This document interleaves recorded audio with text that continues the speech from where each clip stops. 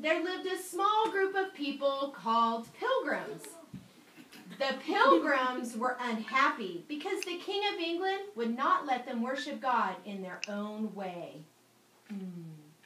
So the Pilgrims packed up their belongings and said a tearful goodbye to their homes and their friends and the world they knew. It was tearful. On a mild day in autumn, they set sail for a new world called America, which was across the wide ocean. Other families came along, and together they hoped to find freedom and a better life. When the Puritans, called Pilgrims, went to America, they brought Miles Standish, a soldier, to protect them from the Indians. When the Mayflower got to Cape Cod in November 1620, most stayed on the ship to try to make it through the harsh winter. And a terrible winter it was. There were dark days of bleak and bitter cold, far colder than any they had known back in England.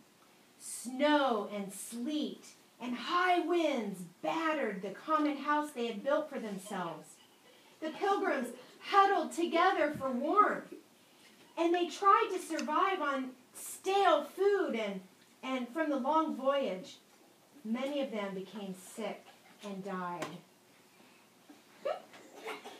Now, by the time spring came, Now, Captain Standish placed 5 cannons from the ship on a nearby hill for defense. But it wasn't until March when they saw their first Native Americans. Samoset came in and said, "Welcome, English." The Pilgrims stood stunned that he could speak English. Now, Samoset and another Indian, Squanto, they helped the colony plant vegetables and showed them how to hunt for meat. Gobble, gobble, gobble.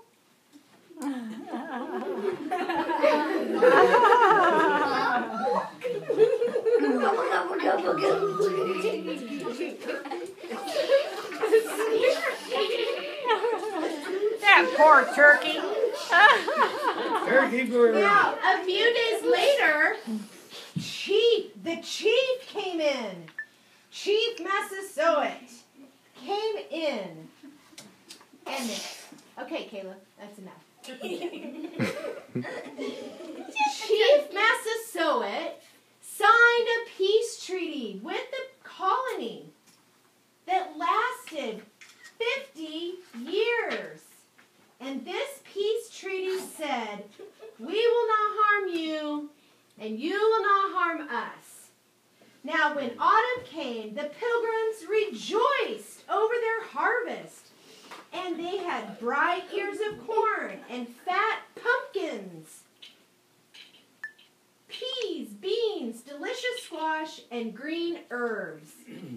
They knew that they never could have survived without the Indians. So the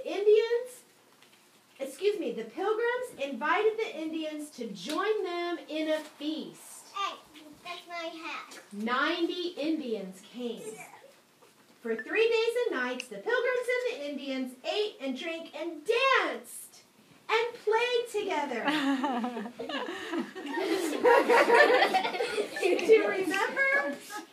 To remember that time so long ago, a time of brave Pilgrims and life-saving Indians, we continue to celebrate the feast. We call it Thanksgiving.